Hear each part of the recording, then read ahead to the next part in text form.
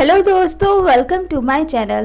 दोस्तों, आज की इस वीडियो को स्टार्ट करने से पहले मैं नए आने वाले यूजर से रिक्वेस्ट करूंगी कि वो हमारे चैनल को सब्सक्राइब करके जल्दी से बेल आइकन के बटन को प्रेस कर दें। दोस्तों, आज मेरी वीडियो का जो टॉपिक है वो हजरत उमर फारूक रज़ी ताला अन्हो की पैदाइश और आप रज़ी ताला अन्हो का बचपन कितना सख्त था उसके बारे में वाक़ियात हैं। दोस्तों, आज का ये वाक़या आपको यकीनन पसंद आएगा और आपको इससे बहुत सारी इंफॉर्मेशन भी मिलेगी। दोस्तों, हज़रत उमर फारूक रज़ी ताला अन्हो हज़रत अबू बकर सिद्दीक रज़ी ताला अन्हो के बाद दूसरे खलीफा बने मुसलमानों के। वो मुबारक हस्ती जिनके लिए हजूर सल्लल्लाहु अलैहि वसल्लम ने इन अल्फाज में दुआ मांगी, ए खुदा, अबू जाहिल बिन हिशाम और उमर बिन खत्ताब दोनों में से जिसे ज्यादा तू चाहता है, जिसे ज्यादा तू अजीज रखता है, इनके जरिए से इस्लाम की दस्तगीरी फरमा।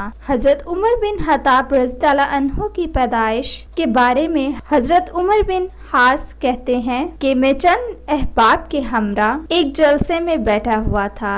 अचानक मुझे शोर की आवाज सुनाई दी। फिर इसके बाद खत्ताब के मुकाम में से रोशनियां नजर आने लगी। पूछने पर मालूम हुआ कि खत्ताब के घर बेटा पैदा हुआ है। हजरत उमर रज़ी ताला अन्हो जब थोड़े से बड़े हुए तो आप रज़ी ताला अन्हो के वालिद ने आपके जिम्मे जो हिदमत सुपुर्द कर दी गई थी वो थी ऊँटों की, यानी कि ऊँटों को चराना था। ऊँट चुराना वैसे भी अगर देखा जाए तो अरबों का एक कौमी शेवा था, लेकिन आप रज़ी ताला अन्हो के वालिद इंतहाई बेरहमी से तमाम दिन ऊँट चराने का काम लेते और अगर आप रज़ी ताला अन्हो थक कर आराम करना चाहते तो आपको सख्त सजा दी जाती। बहरहाल इस सख्त कोशिश से आपके मिजाज में मुश्किल हालात के साथ निभा करने की सलाहियत पैदा हो गई। ये इसी बचपन की मेहनत का नतीजा था कि आप रज़ी ताला अन्हो ने सारी जिंदगी मेहनत से कभी